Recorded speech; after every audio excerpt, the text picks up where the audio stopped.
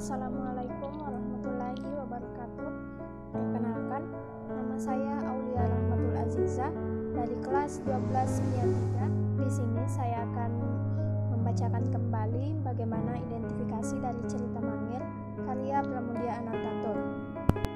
Di sini, Mangir menceritakan peristiwa yang sebenarnya terjadi antara Ki Ageng Muda dengan ular Balu Grinting. Dalam legenda Jawa, ada kisah tentang ular Balu Grinting. Dalam cerita tersebut disebutkan bahwa Ki Ageng Mangir Muda berhasil menaklukkan ular raksasa yang panjangnya cukup untuk melingkari Gunung Merapi. Struktur yang pertama adalah orientasi. Pada abad ke-16 Masehi, bahkan juga Laut Jawa di bawah bulan purnama Sidi itu gelisah. Ombak-ombak besar bergulung-gulung memanjang terputus, menggunung, melandai, mengejajari pesisir Pulau Jawa. Setiap puncak ombak dan riak, bahkan juga busanya yang bertebaran seperti serakan mutiara, semua dikuningi oleh cahaya bulan. Angin meniup tenang, ombak-ombak makin menggila. Sebuah kapal peronda pantai meluncur dengan kecepatan tinggi dalam cuaca angin damai itu.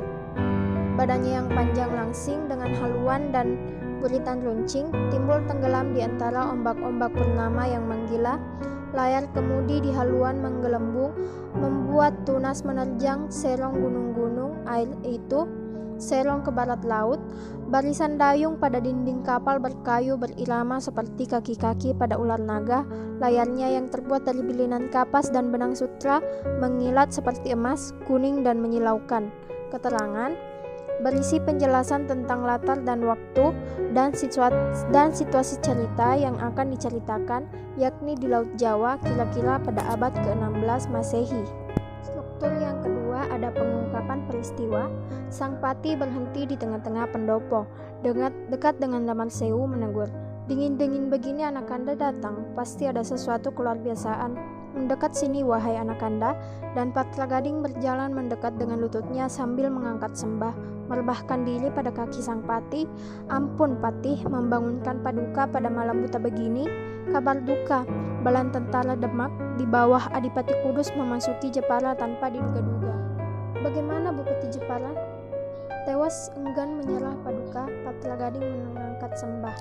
"Sisa bala tentara Tuban mundur ke timur kota. Jepara penuh dengan bala tentara Demak, lebih dari 3.000 orang." Selanjutnya, struktur yang keempat ada resolusi. Seluruh Tuban kembali dalam ketenangan dan kedamaian kota dan pedalaman. Sang Pati Tuban mendiang telah digantikan oleh Kalacuil, pemimpin pasukan gajah. Nama barunya Wirabumi. Panggilannya yang lengkap adalah Gusti Pati Tuban Kalacuil Sang Wirabumi, dan sebagai pati ia tetap memimpin pasukan gajah. Pasar kota dan bandar ramai kembali seperti sedia kala. Lalu lintas laut kecuali atas angin pulih kembali. Terangan, pada bagian ini terjadi penyelesaian konflik. Tuban dibangun kembali oleh Demak dengan menjadikan Wirabumi sebagai bupati. Selanjutnya struktur yang kelima ada koda. Sang Adipati telah menjatuhkan titah. Kapal-kapal Tuban mendapat perkenaan untuk berlabuh dan berdagang di Malaka ataupun Pasai.